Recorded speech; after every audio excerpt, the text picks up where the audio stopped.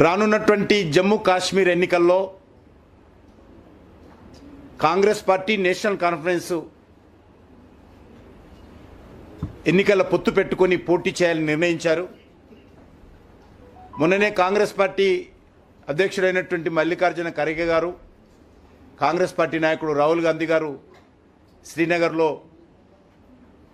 ఫరూక్ అబ్దుల్లా ఇంటికి వెళ్ళి చర్చలు జరిపి నిర్ణయం తీసుకోవడం జరిగింది.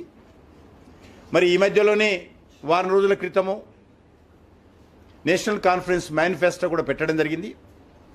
దీనిపైన కాంగ్రెస్ పార్టీ స్పందించాల్సిందిగా నేను డిమాండ్ చేస్తూ ఉన్నాను. ఏదైతే జమ్మూ కాశ్మీర్లో ఆర్టికల్ 370 తొలగించి డాక్టర్ బాబాసాహెబ్ అంబేద్కర్ యొక్క కాన్స్టిట్యూషన్ జమ్మూ కాశ్మీర్లో అమలు చేస్తూ ఉన్నాం.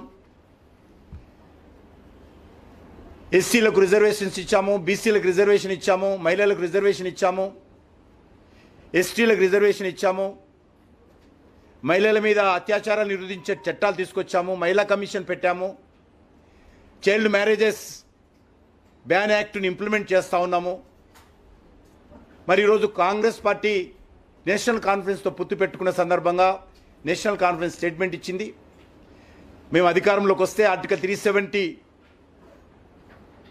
మళ్ళీ తీసుకొస్తాము. కేంద్ర ప్రభుత్వం చేపట్టినటువంటి డాక్టర్ బాబాసాహెబ్ అంబేద్కర్ కాన్స్టిట్యూషన్లోని అనేక చట్టాలు జమ్మూ కాశ్మీర్లో అమలు చేస్తూ ఉన్నారు, వాటన్నిటిని ఉపసంహరిస్తాము. మా జిన్నా రాజ్యాంగమే ఉండాలి, ఇక్కడ బాబాసాహెబ్ అంబేద్కర్ రాజ్యాంగం ఉండకూడదనే విధంగా ఈరోజు వాళ్ళు మాట్లాడుతూ ఉన్నారు. కాబట్టి దీనిపైన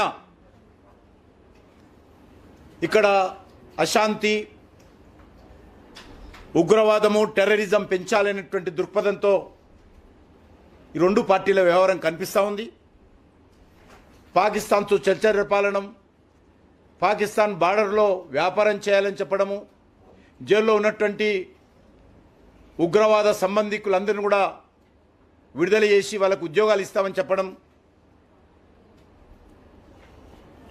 ఈరోజు కాంగ్రెస్ పార్టీ యొక్క వ్యవహారం నేషనల్ కాన్ఫరెన్స్తో పొత్తు పెట్టుకోవడం విషయంలో రాహుల్ గాంధీ జవాబు చెప్పాల్సినటువంటి అవసరం ఉంది.